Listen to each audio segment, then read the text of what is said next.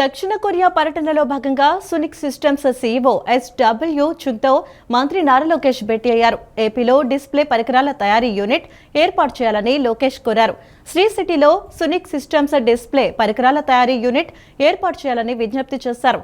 ఏపీలో యూనిట్ ఏర్పాటుకు ముందుకొస్తే జాయింట్ వెంచర్ కోసం సహకారం అందిస్తామని చెప్పారు. దక్షిణ కొరియా రాజకీయ వ్యవహారాలు విదేశాంగ శాఖ ఉప మంత్రి యూహే సిసిలియా చుంగ్తో మంత్రి లోకేష్ భేటీ అయ్యారు. ఏపీలో కొరియన్ కల్చరల్ సెంటర్ ఏర్పాటు చేయాలని కోరారు. దక్షిణ కొరియాతో కలిసి సంయుక్త శిక్షణ అకాడమీల ఏర్పాటుకు ఏపీ సిద్ధమని లోకేష్ వివరించారు. దక్షిణ కొరియా పర్యటనలో భాగంగా సునిక్ సిస్టమ్స్ సీఈఓ ఎస్డబ్ల్యూ చుంగ్తో మంత్రి నారా లోకేష్ భేటీ అయ్యారు. ఏపీలో డిస్ప్లే పరికరాల తయారీ యూనిట్ ఏర్పాటు చేయాలని లోకేష్ కోరారు. శ్రీ సిటీలో సునిక్ సిస్టమ్స్ డిస్ప్లే పరికరాల తయారీ యూనిట్ ఏర్పాటు చేయాలని విజ్ఞప్తి చేశారు. ఏపీలో యూనిట్ ఏర్పాటుకు ముందుకొస్తే జాయింట్ వెంచర్ కోసం సహకారం అందిస్తామని చెప్పారు. AP semi conductor display fab policy కింద ప్రోత్సాహకాలు అందిస్తామన్నారు. సెమీకాన్ టెక్ పై శిక్షణకు ఏపీ నైపుణ్యాభివృద్ధి సంస్థ వర్సిటీలతో పనిచేయాలని కోరారు. 3 విభాగాల్లో వాక్యూమ్ థిన్ ఫిల్మ్ డిపోజిషన్ పరికరాలు చేస్తున్నామని సునిక్ సిస్టమ్స్ సీఈఓ లోకేష్ కు తెలియజేశారు. కియా మోటార్స్ ఉన్నత స్థాయి బృందంతో ఆయన భేటీ అయ్యారు. ఏపీలో ఇంటిగ్రేటెడ్ ఈవీ హైబ్రిడ్ వాహనాల తయారీ కేంద్రాన్ని విస్తరించాలని కోరారు. విశాఖ పోర్టు సమీపంలో సీకేడీ అసెంబ్లింగ్ ఎక్స్పోర్ట్ సెంటర్ ఏర్పాటు చేయాలని విజ్ఞప్తి చేశారు. ఈవీ కాంపోనెంట్ల తయారీ కేంద్రాన్ని స్థాపించాలని, ఈవీ పవర్ ట్రైన్ టెస్టింగ్ కేంద్రాన్ని అభివృద్ధి చేయాలని విజ్ఞప్తి చేశారు.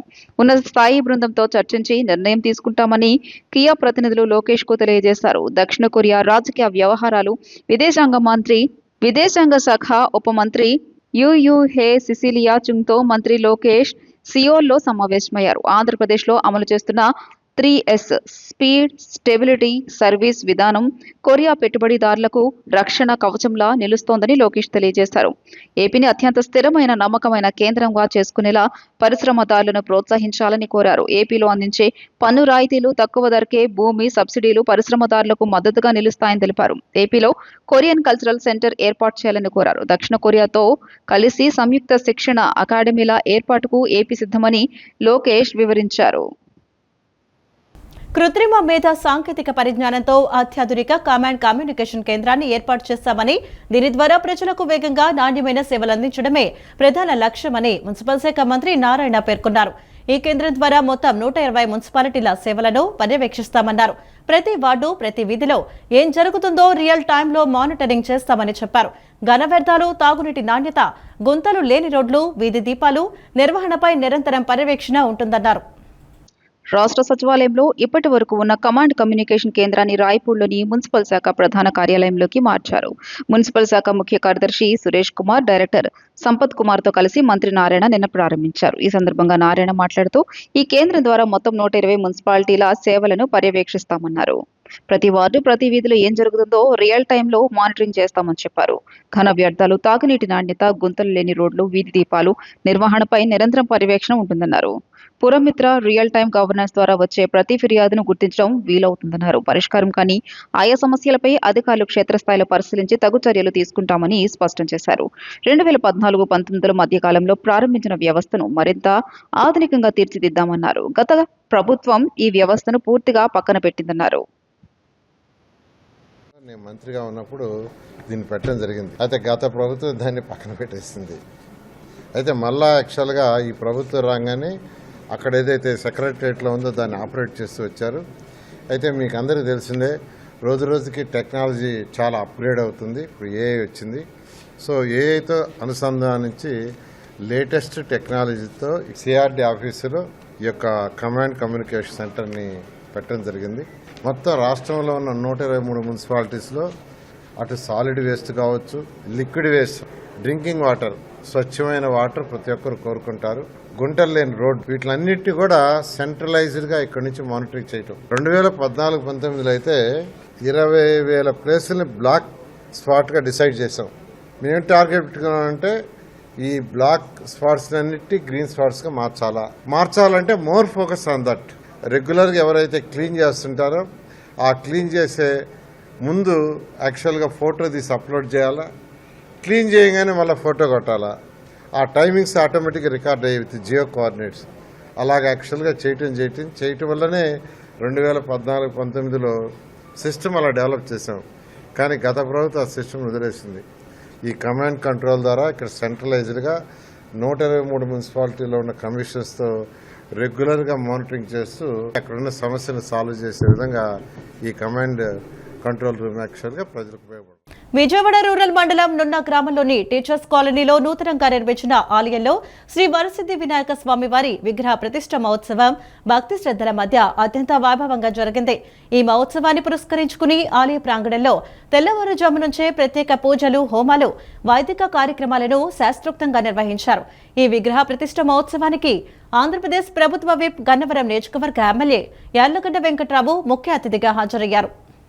విజయవాడ రూరల్ మండలం నున్న గ్రామంలోని టీచర్స్ కాలనీలో నూతనంగా నిర్మించిన ఆలయంలో శ్రీ వరసిద్ధి వినాయక స్వామివారి విగ్రహ ప్రతిష్ఠ మహోత్సవం భక్తి శ్రద్ధల మధ్య అత్యంత వైభవంగా జరిగింది. నలుమూలల నుంచి తరలి వచ్చిన భక్తులతో ఆలయ పరిసరాలు ఆధ్యాత్మిక శోభను సంతరించుకున్నాయి. ఈ విగ్రహ ప్రతిష్ఠ మహోత్సవానికి ఆంధ్రప్రదేశ్ ప్రభుత్వ విప్ గన్నవరం నియోజకవర్గ ఎమ్మెల్యే యార్లగడ్డ వెంకట్రావు ముఖ్య అతిథిగా హాజరయ్యారు. ఆలయానికి చేరుకున్న ఆయనకు ఆలయ కమిటీ సభ్యులు, అర్చకులు పూర్ణ కుంభంతో ఘన స్వాగతం పలికారు. అనంతరం వేద పండితుల మంత్రోచ్చరణలు, మంగళ వాయిద్యాల నడుమ శ్రీ వరసిద్ధి వినాయక స్వామి వారి విగ్రహ ప్రతిష్ఠను శాస్త్రోక్తంగా నిర్వహించారు. అనంతరం ఆలయ శిఖరంపై కలశ స్థాపన కార్యక్రమాన్ని భక్తుల జయ జయ ధ్వానాల మధ్య వైభవంగా నిర్వహించారు. ఈ సందర్భంగా ఎమ్మెల్యే యార్లగడ్డ వెంకట్రావు స్వామివారిని దర్శించుకుని ప్రత్యేక పూజలు నిర్వహించి ప్రజలందరికీ ఆయురారోగ్యాలు, సుఖశాంతులు కలగాలని ప్రార్థించారు. ఈ కార్యక్రమంలో స్థానిక నాయకులు, ప్రముఖులు, ఆలయ కమిటీ సభ్యులు, అర్చకులు, భక్తులు పెద్ద సంఖ్యలో పాల్గొన్నారు. చంద్రబాబు రాజకీయ భిక్ష పెడితే ఎమ్మెల్యే అయిన వ్యక్తి కొడాలి నాని అని టీడీపీ జాతీయ ఉపాధ్యక్షుడు బుద్ధా వెంకన్న అన్నారు. హనుమంతుడి ముందు కుప్పిగంతులు వేసిన విధంగా నాని వంశీల తీరు ఉందంటూ కౌంటర్ ఇచ్చారు. ఓటమి తర్వాత కొడాలి నాని కొంతకాలం అజ్ఞాతంలోకి వెళ్లారని, ఇప్పుడు మళ్లీ నాగుపాముల బుస్సలు కొట్టాలని చూస్తున్నారన్నారు. డిప్యూటీ సీఎం పవన్ కళ్యాణ్ ను నీచంగా తిట్టిన వ్యక్తి రావణ్ అని తెలిపారు. హిందూ దేవుళ్లను రావణ్ కించపరిచారని, అతడిపై ఉపా చట్టం పెడితే ఉప్మా, ఇడ్లీ అని అవమానిస్తారా అంటూ టీడీపీ జాతీయ ఉపాధ్యక్షుడు బుద్ధా వెంకన్న మండిపడ్డారు. ఉపా చట్టాలను అవమానం చేసిన కొడాలిపై చర్యలు తీసుకోవాలన్నారు. జోసెఫ్ రావణ్ మీవాడే అని అందరికీ తెలుసు. జోసెఫ్ కు మద్దతుగా జగన్ ప్రకటన చేశారన్నారు. క్రిమినల్స్, హంతకులకు మద్దతు ఇచ్చే పార్టీ వైసీపీ అని అన్నారు. ఇక నుంచి మీ సంగతి చూస్తామని కొడాలి నాని నీకిదే లాస్ట్ వార్నింగ్, పిచ్చి పిచ్చిగా వాగితే బుద్ధి చెప్పి తీరుతామని హెచ్చరించారు. జగన్ ఓటమికి మీ బూతులే కారణమని మీ నాయకులు చెప్పారన్నారు. అధికారంలో ఉంటే విర్రవీగుతారా, అధికారం లేకుంటే పుట్టలో పడుకుంటారా? ఇటువంటి విష నాగులను జగన్ పాలు పోసి పెంచుతున్నారని ధ్వజమెత్తారు. మేము మీ ప్రభుత్వంలో కూడా మీ తప్పులను ప్రశ్నించామని, మీలాగా దాక్కుని తీరిగ్గా వచ్చే రకం కాదన్నారు. దర్జాగా మీ తప్పుల్ని ఎత్తి చూపమన్నారు. 2 ఏళ్లు అడ్రస్ లేకుండా పోయి ఇప్పుడు వచ్చి వాగుతున్నామని మండిపడ్డారు. దమ్ముంటే రా, బహిరంగ చర్చకు మేము సిద్ధమంటూ బుద్ధా వెంకన్న సవాల్ చేశారు. మా ప్రభుత్వం లేనప్పుడు, మీ ప్రభుత్వం ఉన్నప్పుడు కూడా మీరు చెప్పిన ప్రతి దానికి జవాబు చెప్పా. రండి చూసుకుందాం. మీరు ఎక్కడంటే అక్కడికి వస్తా, మీరేం చేయమంటే చేస్తారండి. మీ ఉడత ఊపులకు ఎవడో భయపడ్డాన్ని. ఇప్పుడు ఈ నాగుపాము ఏం చేసిందంటే 2 ఏళ్ళు పుట్టలోకి వెళ్ళిపోయింది పాము. ఎందుకంటే పగల కొడతారేమో అని వెళ్ళిపోయి నిన్న వచ్చింది మళ్ళీ బయటికి.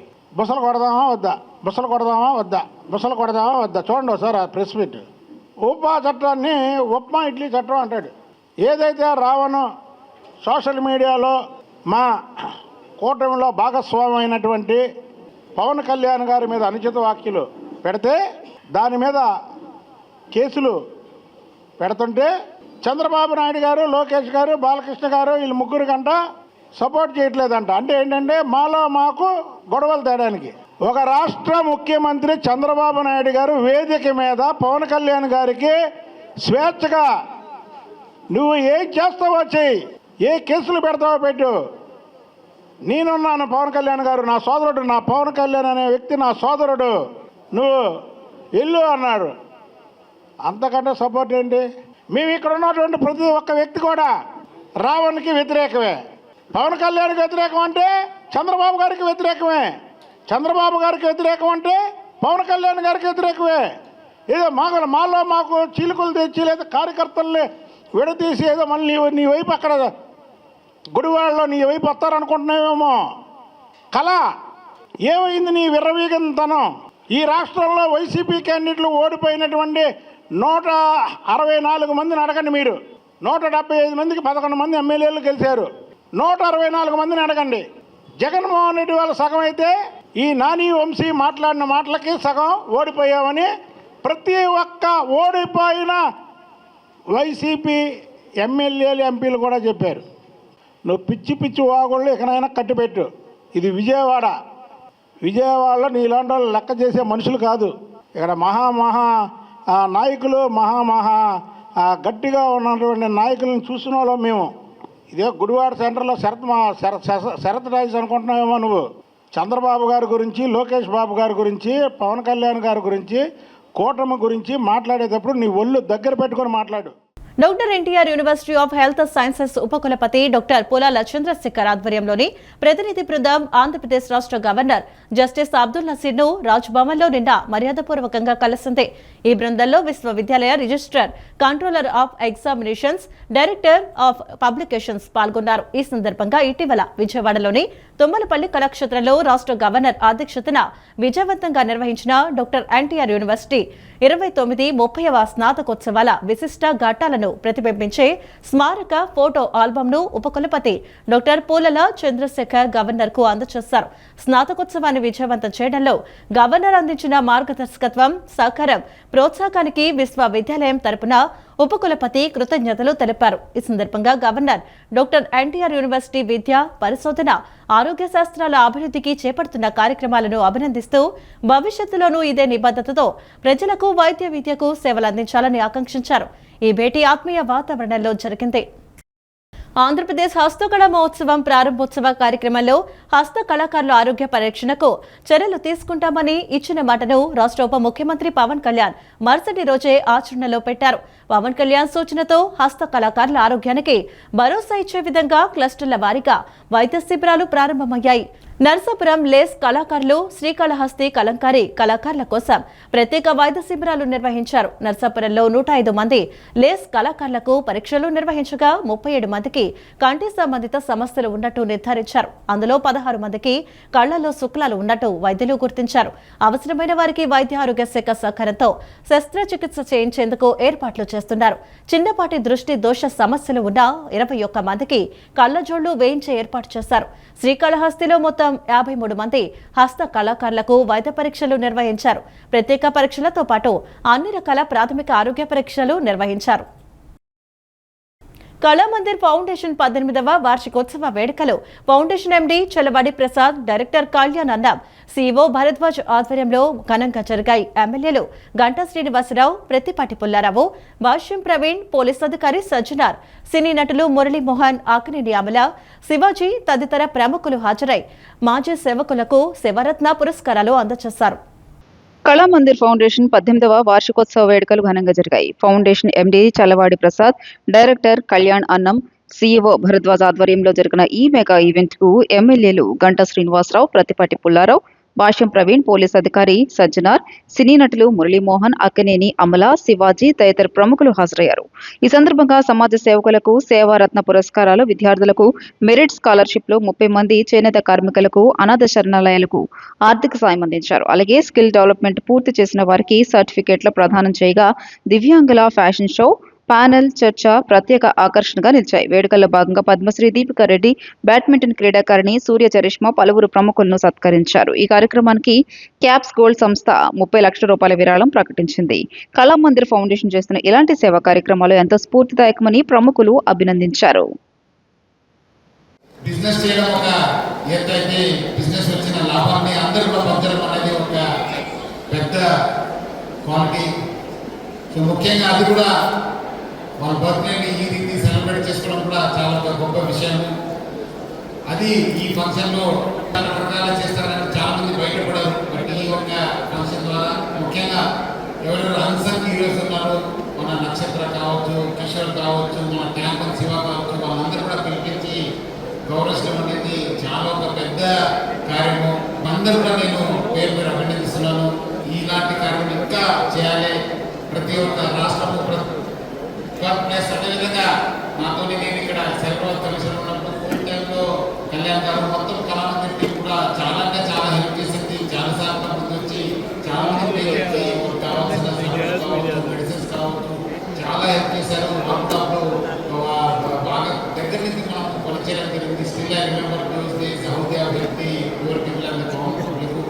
ఇట్లానే వాళ్ళ కార్యక్రమాన్ని కొనసాగించాలి. వాళ్ళు ఇట్లానే ప్రభుత్వం ఇంకా వాళ్ళకి ఎక్కువ శక్తి ఇచ్చి, ఎందుకంటే ప్రతి రంగంలో ఈరోజు మెడికల్ కావచ్చు, ఎడ్యుకేషన్ కావచ్చు, అన్ని రంగంలో వాళ్ళు సేవ చేస్తున్నారు. ఇంకా ఎక్కువ సేవ చేయడానికి వాళ్ళకి భగవంతుడు అవకాశం ఇవ్వాలని చెప్పి పోలవరం ఆంధ్రప్రదేశ్ జీవనాడి అని స్వర్ణాంధ్రప్రదేశ్ను వికసిత్ భారత్తో భాగస్వామ్యం చేయడానికి కీలకమని ఏపీ 20 సూత్రాల పథకం చైర్పర్సన్ లంకా దినకర్ పేర్కొన్నారు. ప్రధాని నరేంద్ర మోడీ పోలవరం పూర్తి కోసం నిధులు ఇస్తున్నారన్నారు. ఈ ఆర్థిక సంవత్సరంలో 6,000 కోట్లు కేటాయించారని, జూన్ 2026 నాటికి మొదటి దశ పూర్తి చేసే లక్ష్యంతో ముఖ్యమంత్రి చంద్రబాబు నాయుడు కృషి చేస్తున్నారని తెలిపారు. పోలవరం ప్రాజెక్ట్ పనులను ఏపీ 20 సూత్రాలు పథకం చైర్పర్సన్ లంకా దినకర్ నిన్న పోలవరం ప్రాజెక్టు పనులను పరిశీలించారు. వీరితో పాటు రాజ్యసభ సభ్యులు పాకా వెంకట సత్యనారాయణ పాల్గొన్నారు. Spillway, coffer dam, earth cum rockfill dam, tunnels తదితర పనులను పరిశీలించి పనుల పురోగతిపై అధికారులు ఏర్పాటు చేసిన ఫోటో ఎగ్జిబిషన్ మ్యాప్లను పరిశీలించారు. ఇంజనీరింగ్ అధికారులను వివరాలను అడిగి తెలుసుకుని ఏపీ 20 సూత్రాల పథకం చైర్పర్సన్ లంకా దినకర్ సంతృప్తిని వ్యక్తం చేశారు. అనంతరం లంకా దినకర్ పోలవరం ప్రాజెక్టు అధికారులతో సమీక్షా సమావేశం నిర్వహించడం జరిగింది. ఈ సందర్భంగా ఆయన మాట్లాడుతూ జూన్ 2027 నాటికి పోలవరం ప్రాజెక్టు మొదటి దశ పూర్తయి రాష్ట్ర వ్యాప్తంగా అన్ని జిల్లాలకు త్రాగు మరియు సాగునీరు మరియు పారిశ్రామిక అవసరాలకు నీరు పుష్కలంగా అందించే లక్ష్యంతో ముఖ్యమంత్రి నారా చంద్రబాబు నాయుడు పనిచేస్తున్నారు. దీనికి అవసరమైన సహాయ సహకారాలను ప్రధాని నరేంద్ర మోదీ అందిస్తున్నట్లు లంకా దినకర్ తెలియజేశారు. పోలవరం ప్రాజెక్టుకి అనుసంధానంగా పర్యాటక రంగం అభివృద్ధి కోసం మౌలిక సదుపాయాల కల్పన అవసరమని రాజ్యసభ సభ్యులు పాకా సత్యనారాయణ పేర్కొన్నారు. వీరి వెంట ITDA PO K Ramulu Naik, Polavaram project authority CE Ramesh Kumar, SE K Ramachandrarao, ఈఈలు D Srinivas, PV Venkataramana, DE Madhavarao, engineering బృందం, ప్రజాప్రతినిధులు, కూటమి నాయకులు తదితరులు పాల్గొన్నారు. విజయవాడ పండిట్ నెహ్రూ బస్టాండ్లో జరిగిన ప్రమాదం తీవ్ర విషాదాన్ని నింపింది. అవనిగడ్డ ఆర్టీసీ డిపోకు చెందిన బస్సు బస్టాండ్ నుండి బయటకు వస్తున్న సమయంలో చీరాలకు చెందిన బొర్రా గిరీష్ తన మొబైల్ ఫోన్ స్క్రీన్ చూసుకుంటూ పూర్తిగా అందులోనే మునిగిపోయి నడుస్తూ బస్సు వస్తున్న విషయాన్ని గమనించకుండా దానికి అడ్డంగా వెళ్లిపోయాడు. దీంతో అతను అప్రమత్తమయ్యేలోపే బస్సు చక్రాల కింద పడిపోవడంతో భారీ చక్రాలు అతనిపై నుంచి దూసుకు వెళ్లి అక్కడికక్కడే అత్యంత దారుణంగా ప్రాణాలు కోల్పోయాడు. ఈ ఊహించని ఘటనతో బస్టాండ్లో ఒక్కసారిగా కలకలం రేగగా సమాచారం అందుకున్న పోలీసులు సంఘటనా స్థలానికి చేరుకుని మృతదేహాన్ని స్వాధీనం చేసుకున్నారు. సీసీటీవీ ఫుటేజీల ఆధారంగా ఆ వ్యక్తి ఫోన్ చూస్తూ అజాగ్రత్తగా వెళ్లటం వల్లే ప్రమాదం జరిగిందని ప్రాథమికంగా గుర్తించిన పోలీసులు వ్యక్తి మృతదేహాన్ని పోస్టుమార్టం నిమిత్తం ప్రభుత్వాసుపత్రికి తరలించి ప్రమాదానికి కారణమైన బస్సు డ్రైవర్ను అదుపులోకి తీసుకున్నారు. రాష్ట్రంలో ఓటర్ల జాబితా ప్రత్యేక సమగ్ర సవరణ ప్రక్రియ జరుగుతోంది. ఈ క్రమంలోనే ఓటర్ల జాబితాలో మీ పేరు కొనసాగాల, అయితే వెంటనే అప్రమత్తం అవ్వాలని అధికారులు పేర్కొంటున్నారు. మీ వివరాలు నింపిన ఎన్యూమరేషన్ పత్రాలను బిఎల్ఓలకు వెనక్కి ఇవ్వటానికి ఇక 6 రోజులే గడువు ఉందని చెబుతున్నారు. అంటే ఈ నెల 14వ తేదీయే తుది గడువు అని పేర్కొంటున్నారు. పూర్తి చేసిన ఎన్యూమరేషన్ పత్రాలు ఆలుగా బిఎల్ఓలకు సమర్పించకపోతే మీ ఓటు హక్కు కోల్పోతారని హెచ్చరిస్తున్నారు. ఓటర్ల జాబితాలో మీ పేరు కొనసాగాల, అయితే వెంటనే అప్రమత్తం అవ్వాలని అధికారులు పేర్కొంటున్నారు. మీ వివరాలు నింపిన ఎన్యూమరేషన్ పత్రాలను బిఎల్ఓలకు వెనక్కి ఇవ్వడానికి ఇక 6 రోజులే గడువు ఉందని ఓటర్లకు సంక్షిప్త సందేశాలు పంపిస్తున్నారు. ఈ నెల 21న ఎన్నికల సంఘం విడుదల చేసే ముసాయిదా జాబితాలో మీ పేరున్నదని, ఆ తర్వాత ఓటు హక్కు పొందాలంటే చాలా కష్టమని వివరిస్తున్నారు. పశ్చిమ బెంగాల్, బీహార్ లాంటి రాష్ట్రాల్లో లక్షల మంది ఇలా ఓటు హక్కు కోల్పోయారని, అందుకే ఆలస్యం చేయకుండా వెంటనే మీ ఎన్యూమరేషన్ పత్రాల్లో వివరాలు నింపి బిఎల్ఓలకు ఇవ్వాలని చెబుతున్నారు. ఇప్పటికీ ఎన్యూమరేషన్ పత్రాలు మీకు అందకపోతే https://eci.gov.in వెబ్సైట్లోకి లేదా ఈసీఐ నెట్ యాప్లోకి వెళ్లి పొందొచ్చని తెలియజేస్తున్నారు. ఆన్లైన్లోనే వాటిని సమర్పించవచ్చని పేర్కొంటున్నారు. లేదా మీ ప్రాంత బూత్ స్థాయి అధికారిని సంప్రదించి ఎన్యూమరేషన్ పత్రం తీసుకోవాలని అంటున్నారు. మీ బిఎల్ఓ ఫోన్ నెంబర్ స్థానిక పోలింగ్ కేంద్రంలో లేదా ఈసీఐ నెట్ మొబైల్ యాప్లో సీఈఓ ఆంధ్ర వెబ్సైట్లో ఉంటుందని సూచిస్తున్నారు. 2002 నాటి ఓటర్ల జాబితా ప్రాతిపదికన ప్రస్తుత ఓటర్ల జాబితా పరిశీలించి లింక్ చేస్తున్నారు. 2002 నాటి జాబితాలో మీ పేరుంటే ఆ వివరాలు ఎన్యూమరేషన్ ఫామ్లో ఫిల్ చేయాల్సి ఉంటుంది. అప్పటి జాబితాలో మీ పేరు లేకపోతే మీ తల్లిదండ్రులు లేదా భర్త, భార్య లేదా ఇతరత్ర కుటుంబీకులు, సంబంధికుల పేర్లు ఎవరివి ఉంటే వారి వివరాలు ఎంటర్ చేయాలి. వీరితో పాటు మీ పుట్టిన తేదీ, ఆధార్, సెల్ ఫోన్ నెంబర్, తండ్రి లేదా సంరక్షకుడి పేరు, తల్లి పేరు, భార్య, భర్త పేరు, వారి ఎపిక్ నెంబర్ అందుబాటులో ఉంటే వివరాలన్నీ నింపి కొత్త కలర్ ఫోటోలు అతికించి బిఎల్ఓకి ఇవ్వాలి. 2 ఫామ్లలో ఒకదానిపై బిఎల్ఓ సంతకం చేసి దాన్నే రసీదుగా ఓటరుకి ఇస్తారు. దీన్ని తప్పనిసరిగా భద్రపరచుకోవాలి. 2002 నాటి ఓటర్ల జాబితా ప్రస్తుత జాబితా 2 https voters.eci.gov.in వెబ్సైట్లో, CEO ఆంధ్ర వెబ్సైట్లో, ECI నెట్ యాప్లో ఉన్నాయి.